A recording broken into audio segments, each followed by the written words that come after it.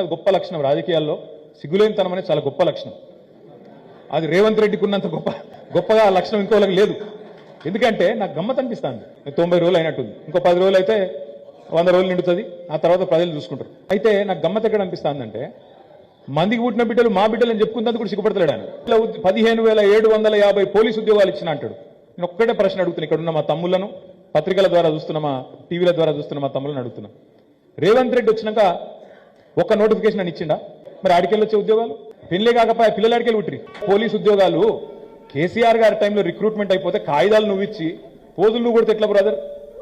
రెండోది 5,962 నర్సు ఉద్యోగాలు నువ్వు ఇచ్చినావు నోటిఫికేషన్, ఆడికెళ్ళి వచ్చినాయి. మరి సిగ్గు లేకుండా ఏం చెప్తున్నాడు తెలుసా కదా ముఖ్యమంత్రి? ఈనాడు పేపర్లో పెద్ద ప్రకటన చూసినాను, 30,000 ఉద్యోగాలు ఇచ్చినట్టు ముఖ్యమంత్రి. ఆడికెళ్ళి ఇచ్చినావు. దివాలా కోర రాజకీయం అంటే 2 లక్షల ఉద్యోగాలు ఇస్తా అన్నాడు సంవత్సరంలో. ఇప్పుడు ఏం చేస్తాడు కొత్త కథ? ఈ 30,000 ఉద్యోగాలు అలా కల్పించకరన్నట్టు ఇదంతా.